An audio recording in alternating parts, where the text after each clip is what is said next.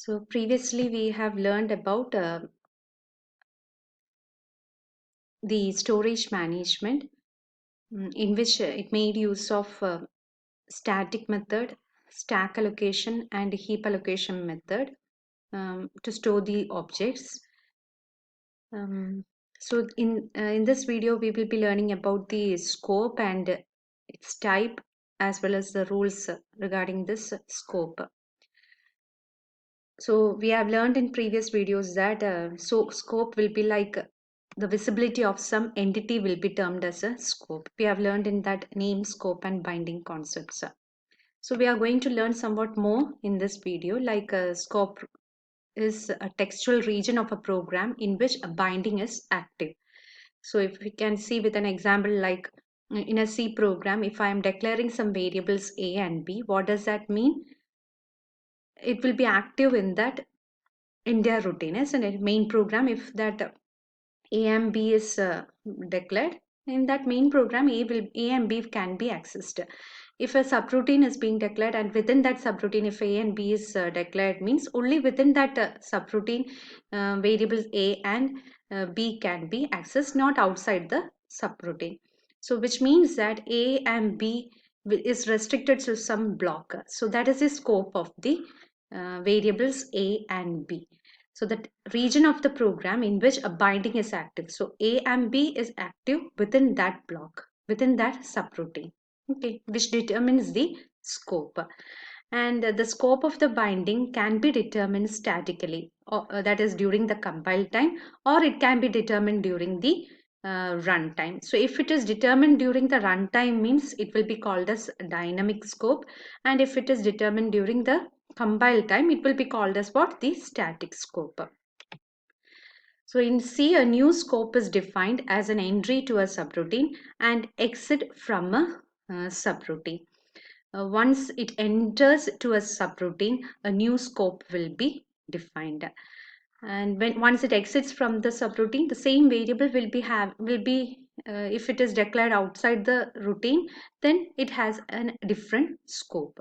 Local and global object creating binding for um, local and global object creating binding for local object and deactivating binding of global object with same name on entry to a subroutine. What does that mean? You will be having a global variable and a local variable. So if a subroutine enters into that routine, when a subroutine starts its execution, whether it will be accessing the global object or the local object. If the variable is declared inside the subroutine, means it will be accessing the local one, and if it is not declared within the subroutine, then it will be accessing the global one. That is what it is being said over here. When a subroutine is started, or when a statement is being executed inside a subroutine, then a new scope will be used by the variable if it is declared inside that. Similarly, on subroutine exit, destroy the bindings of the local variables and reactivate the binding of global variables. If local variables are there, means that gets executed, and once it exits from the subroutine, what happens? If there is any global bindings or global variables are there, means those bindings will be reactivated, and these bindings, they are determined during the compile time. So C language, it is statically or lexically scoped, depends on the textual rules. APL, Snowball and early dialects of Lisp. Here early dialects of Lisp means the early versions of Lisp. They are dynamically scoped in which bindings depend on the flow of execution. That is during the runtime. So examples for statically scoped is C, and for dynamically scoped is these languages, APL, Snowball and early dialects of Lisp. So in case of dynamically scoped, what does that mean? Bindings, it depends on the flow of execution that is during the runtime.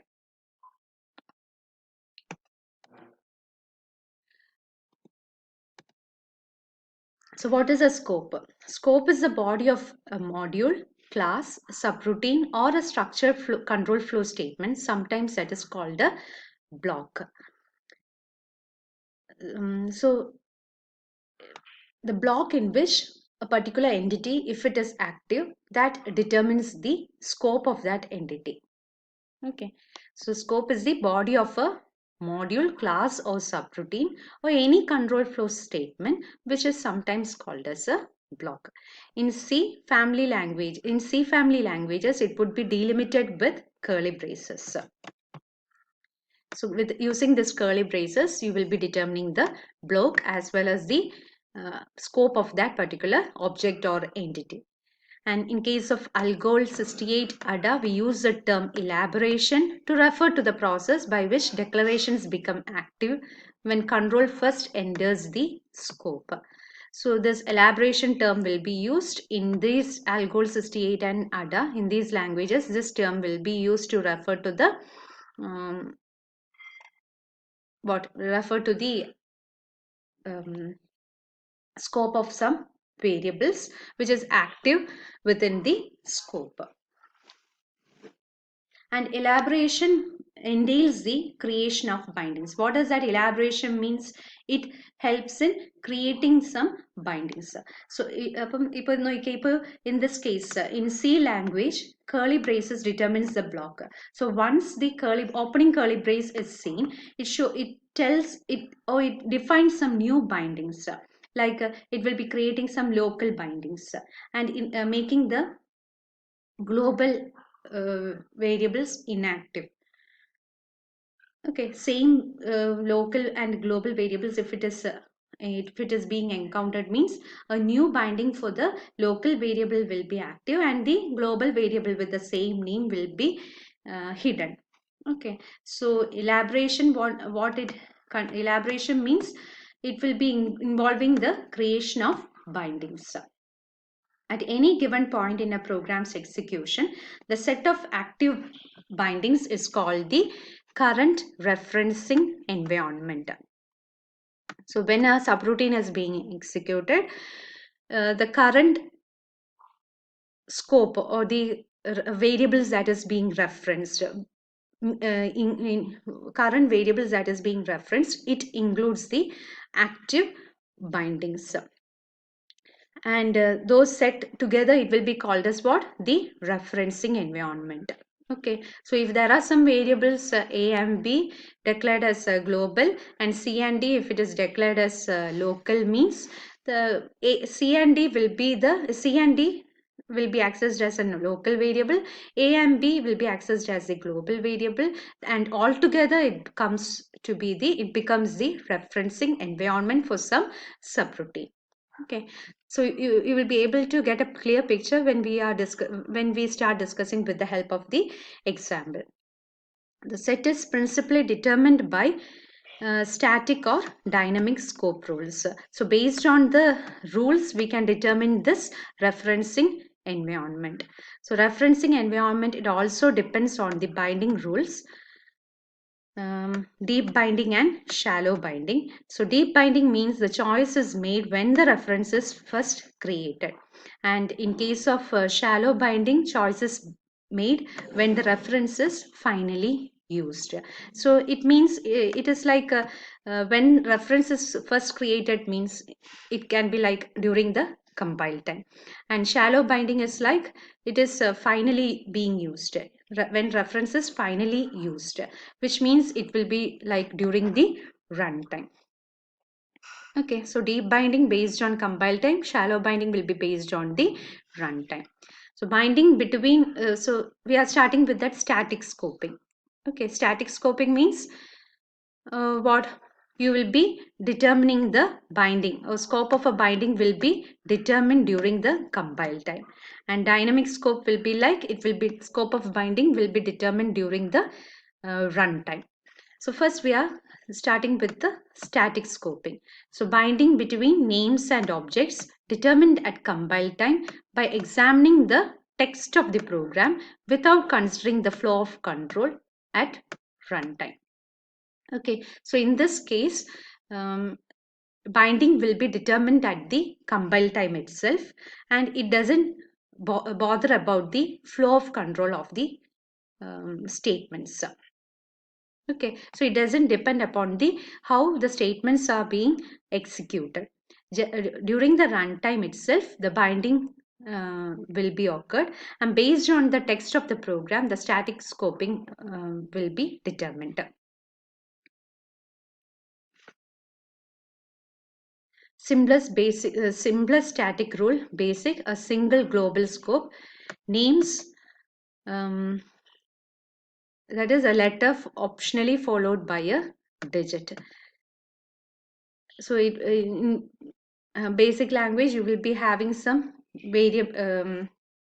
variables that is being used, and based on the usage of the variables, the scope of the variable also will be determined. And those variables, how it can be initialized, a letter followed by a digit, optionally followed by a digit. No explicit declarations are there. Then variables declared implicitly on virtue of its usage. So that is the case with this basic language. And in case of Fortran, it distinguishes between the local and global variables. Scope of local variable, it is limited to the subroutine. Variable declarations, they are optional. And if a variable is not declared, it is assumed to be local to the current subroutine and to be of the type integer. And if its name begins with the letters 1 to n or real otherwise. Sorry, if its name begins with the letters I to n. Okay, so if a variable is not declared, means it will be assumed to be local to the routine, and the name of the variable, if it is coming under the range I to n. So if the variable it starts with any letter I, J, K, L, M or N, then by default what does that mean? It will be local to that subroutine provided it will be of the type integer. Yeah, other letters, if it is means it will be real. Then lifetime of a variable, it will be a single execution of the subroutine. So when the subroutine starts its execution till it ends will be the lifetime of that variable. An explicit save statement can be used to override the above rule. So if a save statement is being if it is used means it means it will be extended to the next execution of the subroutine also. Okay, so for so we have seen the static rule applied for the language basic. In that case, it will be it won't be having any explicit declaration of the variables, and one body will be there, and the variables will be uh, visible throughout the whole execution. And in case of Fortran means variable can be declared, and if it cannot be declared also, so it will be local to that subroutine if it is not being declared. And if the variable's name it starts with letters ranging from I to n, means it is of the type integer. Then one example we can see like a void label name char star as static. So here it is declared as static short int n is printf s l. This will be the literal l and plus plus n. So in place of this percentage d, the value of n will be stored. So here C will be declaring the variable n as a static variable. Same case, here n is declared as a static variable because here we are making use of the keyword static. And same concept if we are applying it in Algol language, it means that same concept to be implemented in Algol language, it makes use of the keyword on. Okay. So a saved variable has a lifetime that encompasses the entire execution of the program. So here